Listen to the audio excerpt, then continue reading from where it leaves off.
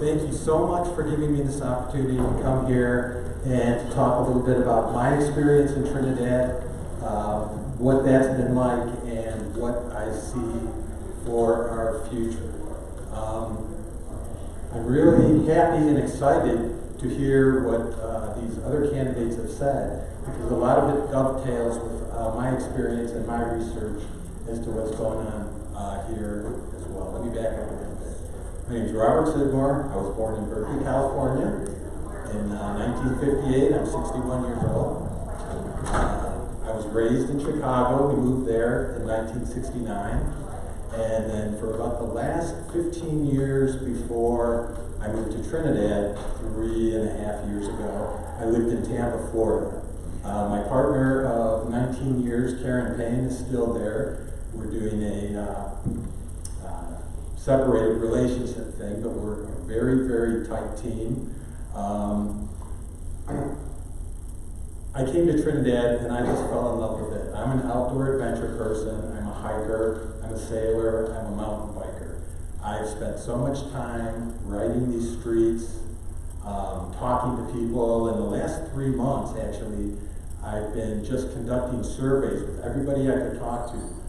Business owners, longtime residents, visitors, everyone I could, asking them, what do you think of Trinidad? What do you think the potential is, and what are your solutions for the problems? And it really kind of surprises me that the number one issue in my surveying of all the residents, it is the homeless issue, and it is the crime issue. And even though Trinidad doesn't have too many really violent crimes, it has a lot of property crimes, and it has a lot of crimes related to the homelessness, their poverty, and their drug addictions. So, coming from all you people, that is the number one thing that needs to be dealt with. And I agree with it completely. You can't really ride your bike or walk on the river walk at night. You find piles of needles everywhere. Not everybody's out there is a hardcore drug shooter, but there's just so many varieties of illness out there. And I want to help these people. I really think it would be a good idea to have like a transitional housing work situation where we could put a roof over their head, we could feed them, we could keep them warm, but we can get them out of the downtown, because it's really a bad thing. It's going to limit our growth, and it's just such a bad look, having people sleeping on the street, taking their drugs, getting into knife fights and all that. I can't have that. I'm out of time. Thank you, Robert. My first Mayor, Phil Rico.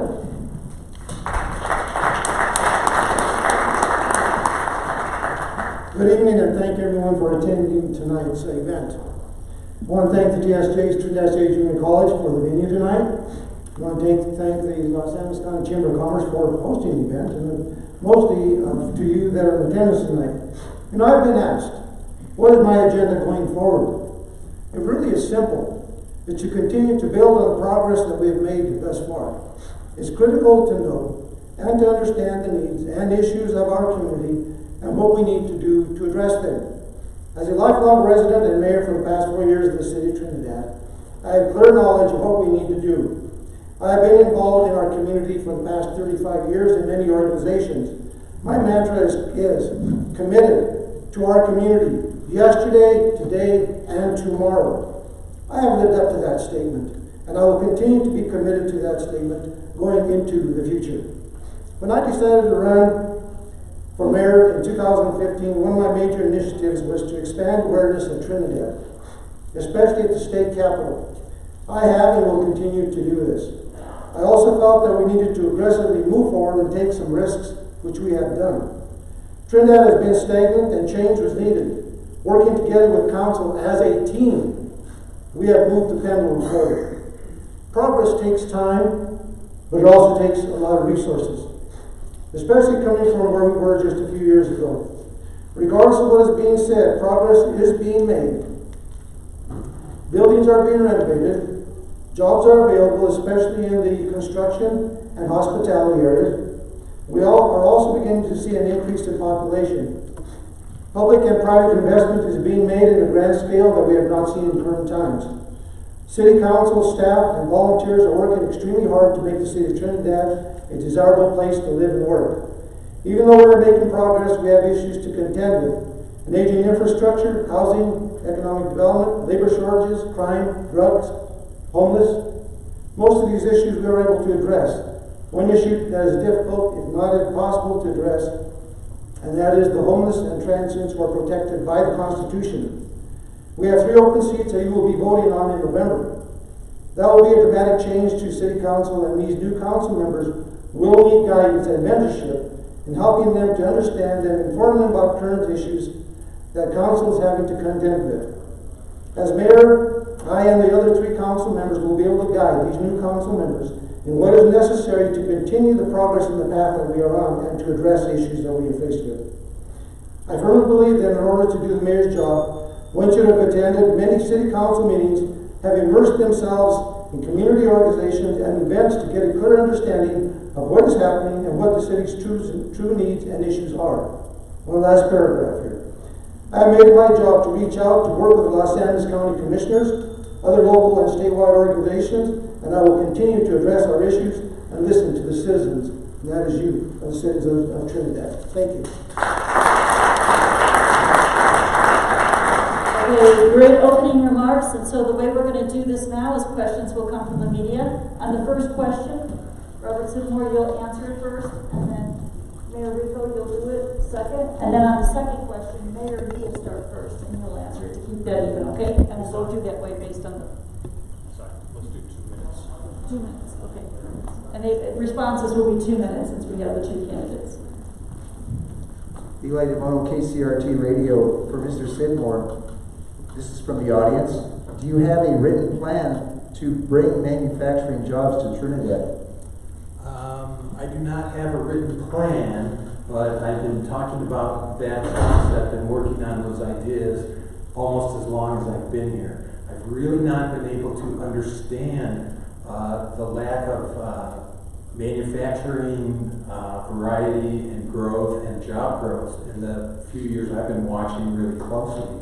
I think we need 1,000 jobs right away. I think we need a Home Depot.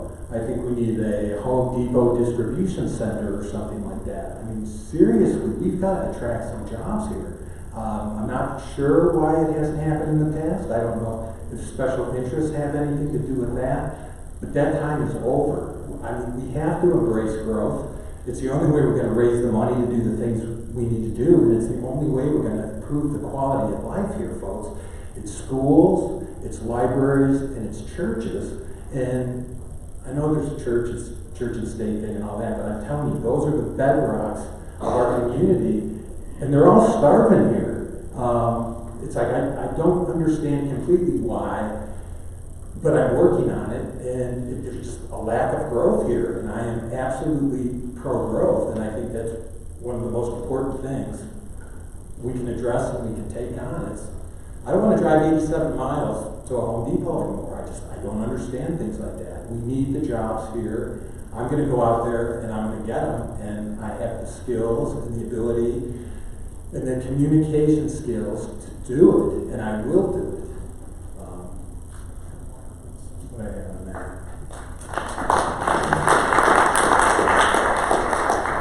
Any question? First of all, let me clear one thing up. There are no special interests working within City Council here.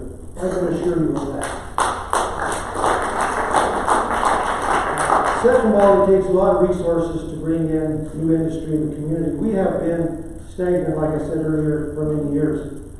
From where we've come from to where we are today, we've come a long way. And we will continue to work on that progress. It takes work, it takes thinking, and it takes diligence to make things happen.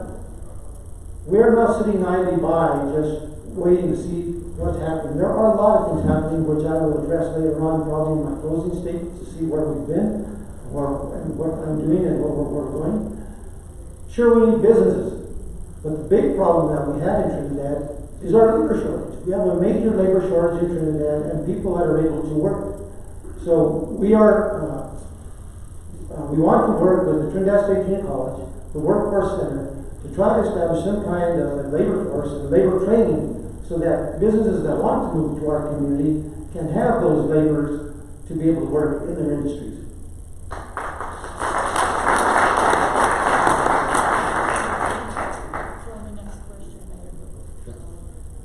Kirk Levin from the Chronicle News. Mr. Mayor, you mentioned before about the ACLU and the issues that other cities have had trying to clean up their homeless situation and getting sued or in trouble for what they're doing. In your opinion, and also Mr. Scidmore, in your opinion, what is the answer to that? Homeless and transit issues, like I mentioned, are protected by the Constitution. And it is almost impossible to do anything with them if you approach them. They can bring a lawsuit against you. We have enough lawsuits as it is. We are continually trying to figure out a way to how to address this problem. But it's a problem that is deep. It's not only here, it's in every community across this state and across this country. And I can speak to that because of all of the places and all of the meetings that I've been at the state level, talking to other mayors and legislators. So it's just a major issue that how do we contend with that unless the Constitution is changed? It's going to be almost impossible to change some of these issues. I'm sorry, but I couldn't disagree more. Last Sunday, I went on a tour of the homeless camps with a concerned resident and probably looked at 25 or so camps. And we're talking tents and surrounding moats of garbage, basically. I mean, I can't imagine, like, really what's in there. And it's like, I don't think we can give up a safe environment for all of the rest of the citizens in order to protect the rights of these people. I think we should come up with just one idea we've had is that like a Fisher's Peak work program where we can provide some kind of shelter, some kind of food, and some kind of day labor as a transitory situation as we filter through to see who are the real mentally ill, who are the people who are really just lazy and don't want to work and they're just going to split anyway, and who are the people who could really use a hand up, and then try and give it to them. But what I'm not willing to do is give up our downtown, give up our river walk, and give up our parks so people can shoot drugs, hassle people, and start fights and do all that stuff that comes from having a lost soul. I will not let everyone else suffer for that. So I'll take the chance of the lawsuits. If you folks elect me mayor, the homeless is getting cleaned up. That's it. I'll help them, but it's going to be done. It's going to be solved. I don't think that is completely possible, like I said, because they are so protected by the Constitution and what we can and cannot do. What we're trying to do with our police department, we're trying to address that issue. Next question. Bill Knowles, World Journal. Are we on? Hello? A little bit more optimistic route here on some questioning. There we go. I'm on. Thank you. Mr. Scidmore. So a little bit more optimistic. Things get cleaned up. The homeless situation gets taken care of. Jobs show up with factories and manufacturing. The question here from the audience is on gentrification. Is Trinidad going to become a San Francisco kind of town? Or is it possible to live? It has a long way to go before it ends up in San Francisco. Okay? But are real estate prices going to go up? Yeah, they are. They are everywhere. Can we go back to 1975 and just kind of stay there because it's good for some people and people have security in that? No. I mean, it's going to become just a really, really wonderful town, and it's well on its way there because of the city council and Mayor Rico. They've done good work. I'm not coming here to slam them. I'm coming here to try and pick up the ball and to run with it faster and further because I want to see the Fox Theater opened up as a not-for-profit concert center similar to Youth Echo Hall in Florida where I work. I've seen it. I've been part of those projects. I can do it. I want to see Cougar Canyon opened up. Oh my God. That beautiful golf course and the hotel sitting there running. We should have an amphitheater, a concert center out there. We should have retirement homes out there. There's so many possibilities, and when you talk to the residents, they have them, they know it. It's just, you know, I know everyone is doing as much as they can, and the council's working hard, and the mayor's working hard. I give them credit for that. I'm not an enemy. I just think as a really experienced project manager with an IT background, I can get these things done. We did the Capitol Theater in Clearwater while I worked for Ruth Eckerd Hall. We purchased that, and it's open for business, you know, 3 or 4 nights a week with concerts and poetry readings and all kinds of things. And I just know so much can be done here. And I'm excited to just offer my skill set to you to try and get it done in a timely way and get this city going and get the county going too. I mean, we really got to get the county coming along. Thank you.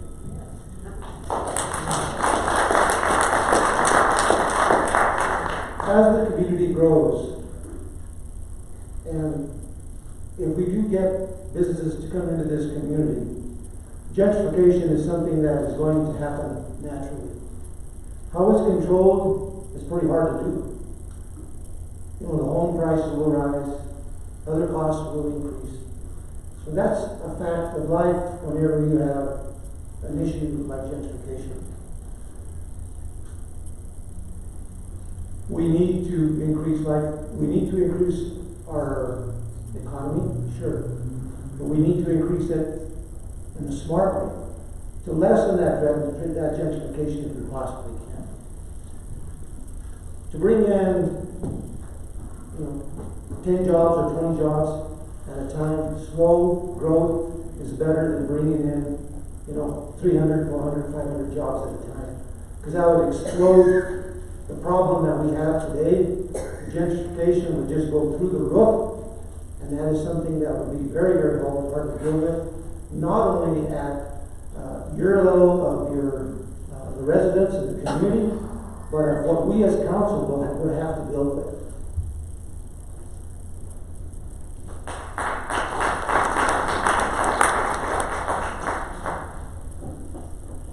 Eli DeBono, KCRT Radio. These two questions are pretty much interrelated, so I want to address both of these questions to Mr. Rico and Mr. Scidmore. As a local business owner, I find it impossible to find hardworking employees to show up. How can we improve the work drive in Trinidad?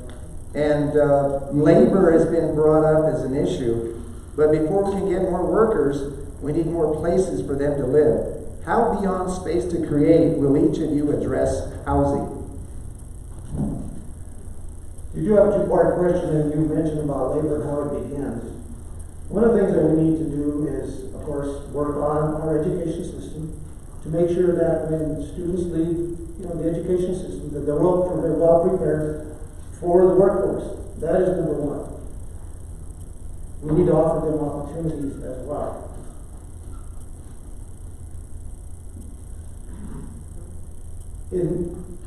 I missed part of the other part of it, what you said that. Second question, Mr. Yes. Rico.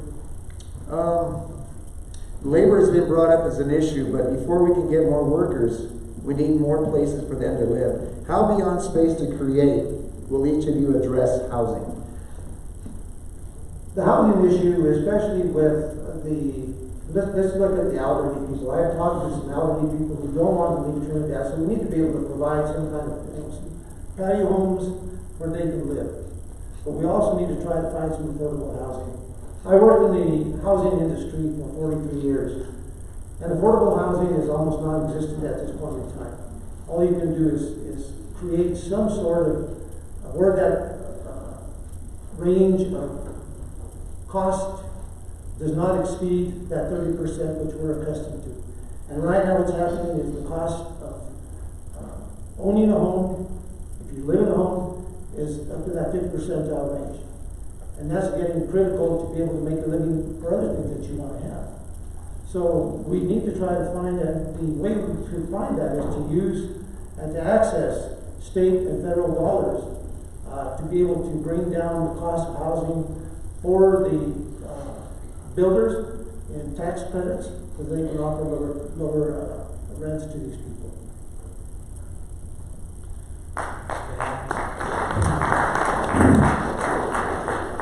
This one is brutally difficult because there's such a housing shortage in Trinidad right now. I've been thinking about ideas such as down payment assistance, maybe for young people or first-time buyers, to help them get into some of these old homes that really need a whole bunch of work. That's the kind of house I bought. I mean, I moved here almost 3 years ago and bought a house that's been sitting empty for 2 years, and homeless people have been in it. And I was lucky that I had the perfect timing to stumble into that.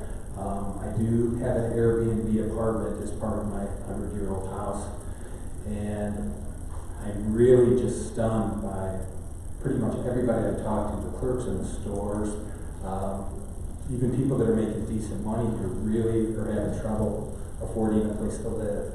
And I don't know if we could do tiny home communities. I don't know if we could do communities of small houses like 800 to 1,000 square feet. I don't know, but we're going to have to rise up as a society in a community and come up with some answers to this. I'm not saying that I have all the answers to everything, because I really, really don't. But I'm telling you, the shortage of housing is just brutal. We need to do something quick. That's all I have.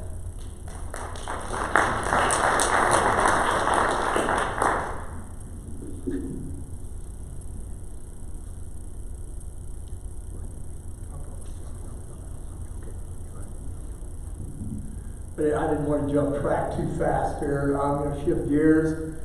I'm going to look at transparency in city government. Several weeks back, City Council accepted the resignation of City Manager, and Mr. Mayor, you brought up thoughts that speculation had just really run rampant. In my mind, speculation is a result of a lack of transparency and a lack of communication that's credible. How are you going to address this issue? Let me tell you something. What happens when something like that arises? Like I said, people start speculating. And what I meant by is I wish that people would have waited until the results were in, where we accepted the resignation of our previous city manager. And speculation arises way before any of those things. They grow rampant. And transparency is a big issue, and it's a big issue, especially in small communities, because everybody knows everybody else. And somebody may say something, and then they add to it or they take away, and then the third, fourth, fifth parties just continues to rise. So what I would like to say is that, first of all, in that particular issue, I wanted and was asking the public and the media and anybody else out there who had any thoughts on it to respect the decision of our city manager that he resigned. And that was what it was. Well, without being on the inside or anything like that, it seems to me like the city manager is being scapegoated. Now, I don't really know if that's true, but I noticed I've been watching for improvements, watching the city get busy for the last 2.5 years on some issues. Seems to me like the last 6 or 8 weeks or 12 weeks, all of a sudden the city manager's gone and all kinds of stuff's getting done left and right, and there's an election going on. Hey, that's just politics.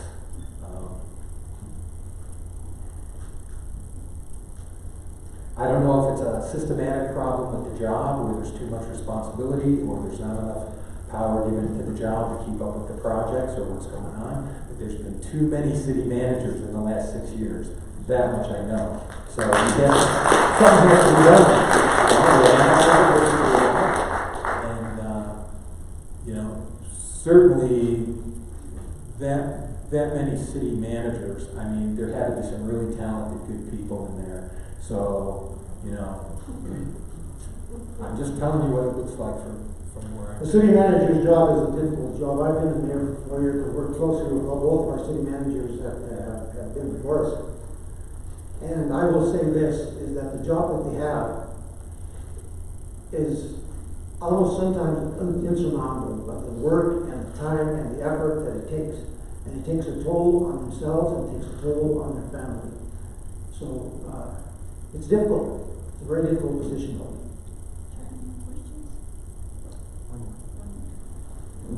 Eli DeBono, KCRT Radio. This is one question I just wrote down for Phil, Mr. Rico.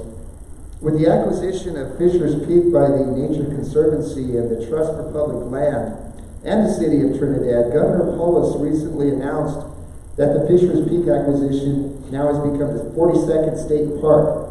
How much will this impact the amount of revenue the city will receive?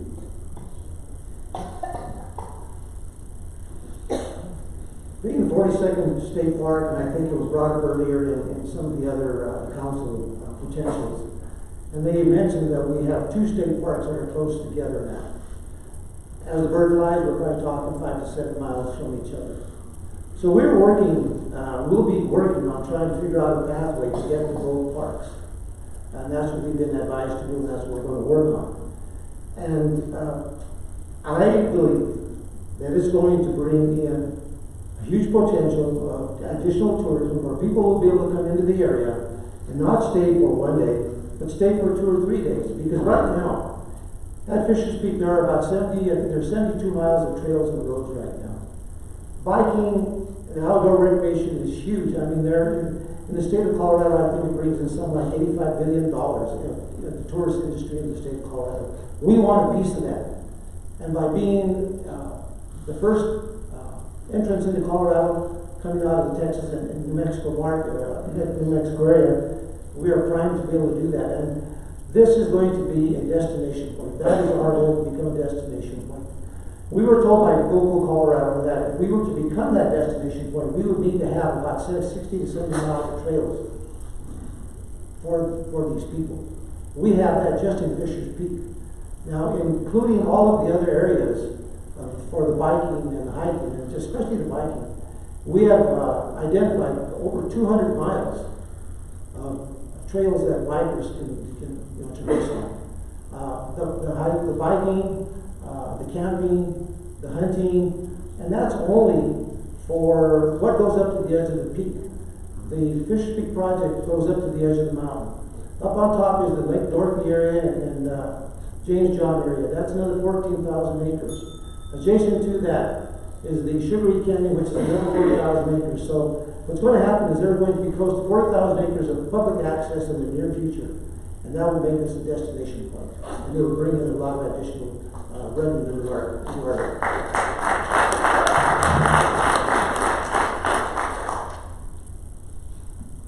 No comment.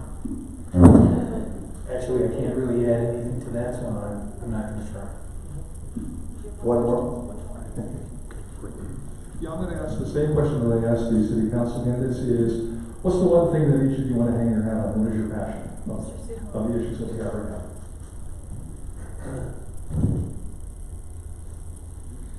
Although I'm not connected to the project in any way, shape, or form, I think turning the Fox Theater into a not-for-profit arts center and music center for our community, for the communities north of us, and even for the communities in New Mexico, I just think that would be such a wonderful thing to have music education, dance education, poetry, opera, everything like that. It's just such a beautiful building, and every time I drive past it, it's like I hear the music. It calls to me. Those Italian immigrants that rode the train out from Chicago to build those buildings, they were building them in Chicago too. So where I grew up in Chicago, and Oak Park, Illinois, and Wheaton and Villa Park, they all had downtowns that looked just like Trinidad. And when I came here, it was like coming home. And I look up with tears in my eyes in that theater for all the love, the camaraderie, the music, the culture that we could share through that place. If we just really had something like that, SCRT is great. It's separate from what I'm talking about. Check out Ruth Eckerd Hall in Clearwater, the Baumgartner Art Center, if you want to see kind of my big vision. I would just love to see that happen. There's other things I'd really love to see happen too, but that's one I would hang my hat on.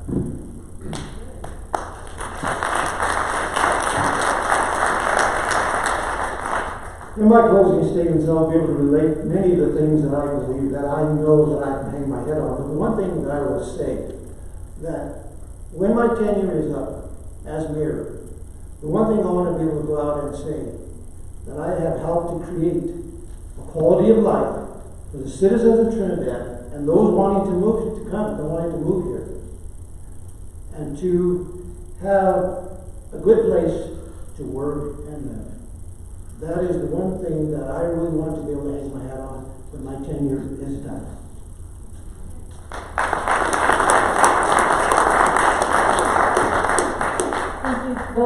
Thank you so much to both our candidates. Now we'll have closing statements, and we'll start out with Mayor Phil Rico.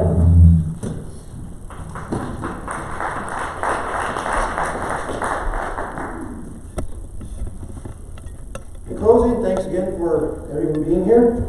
I want to thank the moderators and the media for the questions. It was good to hear from you. And I also want to thank the other people that are running for council to hear what their concerns are. So with that being said, a mayor's job is a 24/7 job that is done for the love of our community, not for a personal agenda, most of all to make a positive impact for our city. I need to be flexible with my time. It is working with other council members, staff, community organizations, attending meetings, working with legislators, other communities, traveling, staying up until midnight, and waking up in the middle of the night, grabbing a pen to write down a thought. It is attending to budget issues and planning for the future of our community. It is difficult, but giving up some family time is part of the job. Being present at community events is an absolute necessity. In the past 4 years, I have strived to make a difference. I currently serve on the Colorado Municipal League Policy Group representing the city of Trinidad. I'm on the Southwest Chief Amtrak Commission in Denver. I am the liaison to the Tourism Board. I'm one of the liaisons to Fort Carson, and I was recently asked to be on the kitchen cabinet, which is kind of funny, Colorado Department of Transportation statewide planning group. And I'm working with our core partners in planning the Fisher's Peak project for the best use of the property. Some of my major accomplishments in the past 4 years have been: I played a major role in acquiring $10 million in the Colorado Housing and Finance Authority tax credits for the Space Create project. I helped in the acquisition of Fisher's Peak, known as the Crazy French Ranch, which was recently designated as the 42nd State Park by Governor Polis. I established a positive working relationship with the Los Angeles County Commissioners, which is something that had not been done prior to my being mayor. I have built and will continue to build on the relationships I have established with state legislators and Fort Carson. I established a Trinidad Los Angeles County Citizens Forum consisting of a Los Angeles County Commissioner, business people, citizens, and youth. I recommended the City Council to hire an event planner for the city. I recommended the City Council to put away some marijuana funds for a rainy day fund. The second meeting that I attended, I recommended and worked the council to put a cap on the number of marijuana outlets. I established a legislative roundtable. If you give me about another 30 seconds, I'll wind this up. I established a legislative roundtable where we invite local businesses, local organizations, Los Angeles County Commissioners, and our state and national legislators to speak about issues, and in the case of our legislators, to speak on state and national legislative issues. I will continue to work with Los Angeles County Commissioners to find common ground and areas where we can share ideas and cost sharing. I will maintain a positive relationship with local and area residents. I will continue to work with the Space to Create project to see it to completion. I will continue to work with our partners on the Fisher's Peak project to make sure that public access is achieved, continue to address economic development, infrastructure, crime, and other major issues. Most of all, to create a community where quality of life is priority and a community where people want to move to. Like my mantra says, I am committed to our community yesterday, today, and tomorrow. I ask for your vote for the mayor's position in the upcoming election. Thank you for listening and attending tonight's forum.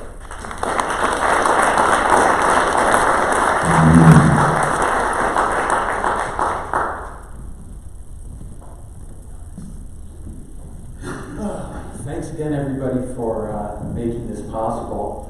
I would like to talk about one thing that for some reason we didn't really seem to get to or didn't come up, and I think it's a pretty gigantic thing to talk about. Cannabis. Cannabis and how it's affected our community. Now, I'm going to tell you right off the bat, I'm pro-cannabis, okay? But the fact that we ended up putting dispensaries at every corner of every exit in the town is just absurd to me. The fact that they're so close to the schools is absurd to me. And we have kids that are in 4th and 5th grade that are bringing grass to school, and they're smoking it, they're dealing it, and they're selling it. That's not right, no matter how pro-cannabis you are. You know, it needs to be a 17, 18-year-old go away to college kind of thing to do. So I don't think we're being fair to our children and our schools in that regard at all. And I think taking care of their financing is like the number one thing. It's just the number one thing. We owe it to them after letting the cannabis thing run wild. And I'm not against the cannabis thing, but what I am against is on the retail side, it should have been kept in a closer zone or in a mall or just a few blocks, which just would have made it easier for everything, including when the future comes, like infused restaurants, when people come eat, and the tasting lounges and all that stuff. It's all coming. I mean, it's already here. It's just, you know, is it going to get to Trinidad in 2020? And are we going to support it, and are we going to roll with it? Because there doesn't seem to be a very good synergy between the cannabis industry and the city government, in my opinion. Now, I'm really different about this. I think that what Los Angeles County should do is become the next Napa-Sonoma, but not of wines in California, but in cannabis and medicines. And instead of having so many retail stores blocking up the traffic, have a gigantic industrial green zone out on the edge of town, somewhere where it's not going to bother anybody, where we can raise millions and millions and millions of more dollars. And then listen to this.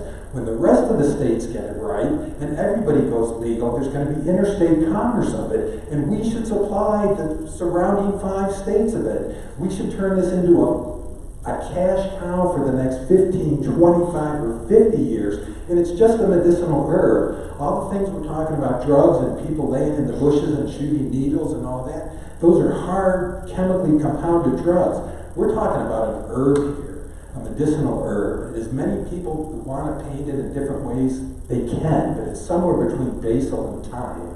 You know, and I was born in California, and I grew up with 4 older sisters, so it's kind of always been legal in our family and stuff. I mean, it's just, you know, it's just nothing. But the fact that it's here, and we could take advantage of that opportunity, and nobody's talking about it, is killing me. I mean, when Mr. Baca settled this territory, he was a farmer. There's wonderful farmlands here. It's like we should dominate the market. We should supply everybody. We should supply the surrounding states. We should build the best schools for our children, the best recreational facilities, everything. I want to be number one.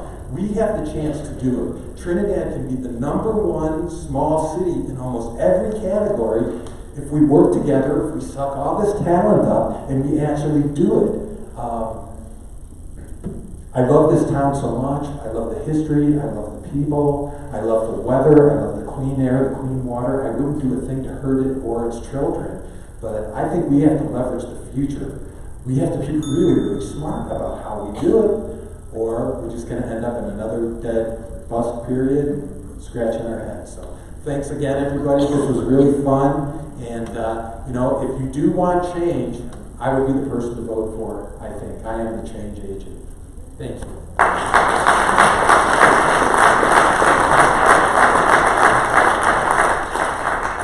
Thank you all tonight for coming. We have one more speaker, and that would be Ike McCurkle.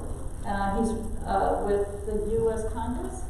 He's running for U.S. Congress, and he's here tonight. So if we could ask him to come up, that would be great.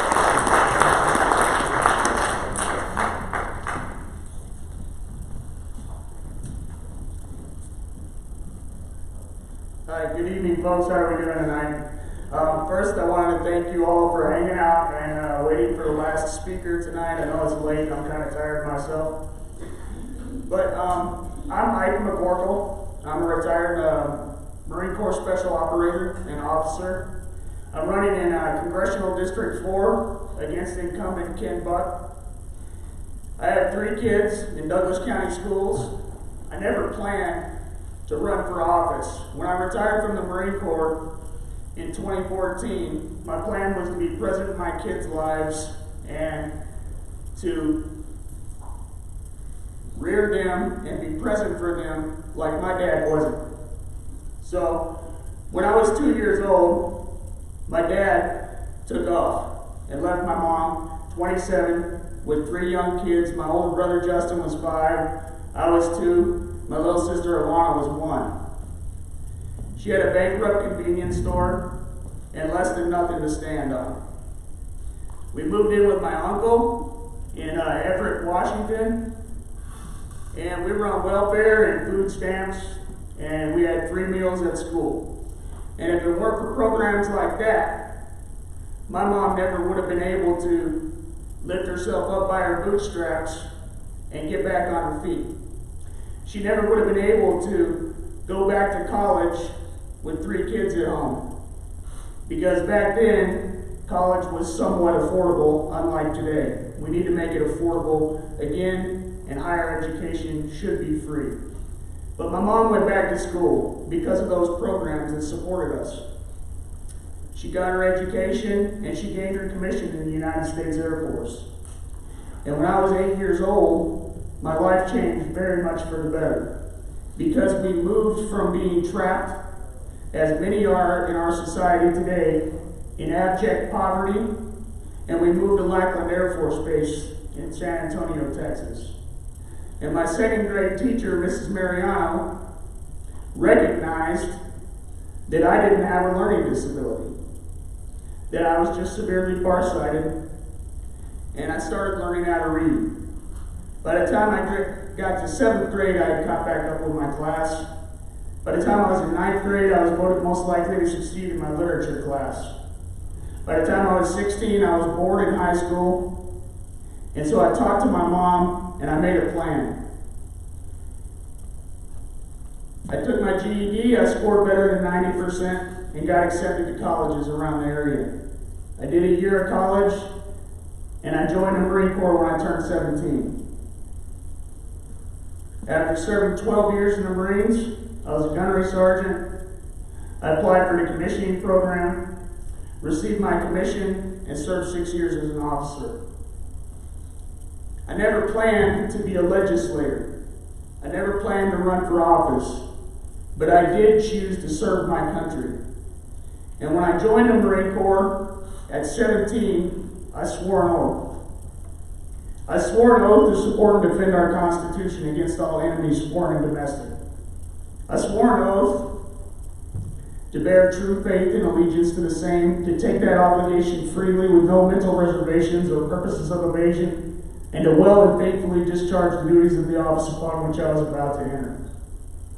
And I'm here to tell you today that there are people in our national government on both sides of the aisle that are influenced more by money than they are by their will to serve and uphold their oath to that Constitution and to our form of government.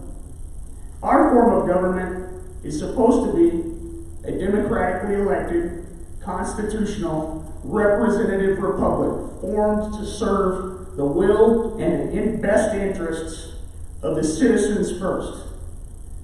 That doesn't mean that the richest in our society should profit by $21 trillion over the past 40 years, while we see the lower, middle class, and poor's incomes drop by 900 million. We're not investing in the systems that support our people. We're not investing in our educational institutions. We're not repairing our roads and bridges. We're not installing the clean energy systems that we need to create good paying jobs for our citizens and to address the environmental crisis at the same time. We have a crisis in our national government, a crisis in integrity. And as I served in the United States Marine Corps, they taught us that integrity was your most vital characteristic. And why is integrity so important? The reason integrity is so important is because in order to depend on somebody, you have to be able to trust them. And when the government lies to you, trust and confidence in their intent to serve your will and your best interests is compromised. I'm not running for office for me. Like I said, I was wounded in Iraq.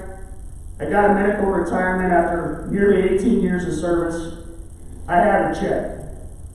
And I have 3 kids that I'd love to be home with right now.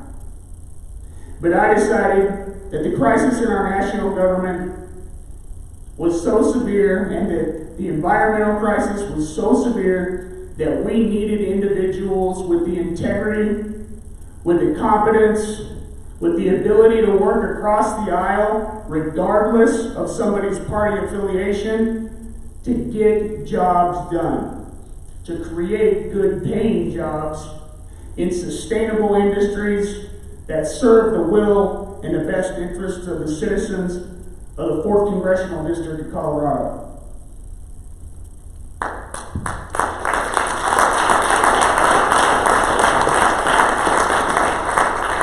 Now, everybody likes to stand up here and say, we're going to create a whole lot of good paying jobs. What they taught me and what they teach you in the Marines is that you have to form a plan to get those jobs created. You can't just stand up here and tell folks, hey, we're going to create a lot of good paying jobs for you. Vote for Ike, you know? The way that we're going to create those jobs is we're going to bring in the stakeholders. We're going to bring in the investors. We're going to utilize federal legislation. We're going to use the Water Infrastructure Innovation and Finance Act. We're going to marry federal and state investment in significant and large ways to install massive renewable energy infrastructure systems that will create jobs, that will pay our citizens livable wages. We're going to invest in our educational institutions to make them the best in the world. We're going to ensure that all of our citizens have access to high-quality health care, just like I do. Because although I'm a combat wounded vet and I'm very grateful for my access to high-quality health care, I don't think that you should have to be wounded in combat in the richest nation on earth to have access to high-quality health care. We need to go yes on CC so that we can get higher pay for our teachers, so that we can get investment in our kids' educational institutions, and we need to simply return to a government that we have trust and confidence in, that will continue, and that will begin to again serve the will and the best interest of all of our citizens, regardless of their party affiliation. I'm Ike McCorkle. I'm running against Ken Buck. I hope that I can gain your trust, your confidence, and that you'll give me your vote. If you do, you'll have a voice in the United States Congress, because I'm not running for office for me. I'm running for office for us. Thank you.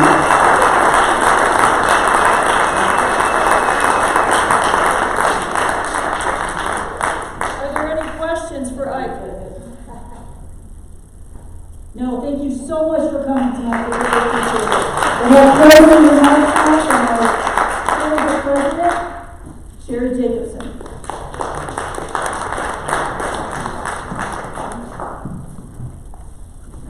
I gotta move this down a lot lower. I want to thank all of you so very much for coming. I know that I'm a lot more informed and know a lot more about the candidates that were up here tonight and about some of the initiatives, and I'm sure you do as well. Thank you so much, Cy, for being our moderator. Good job. Andrew, for our timekeeper. Good job.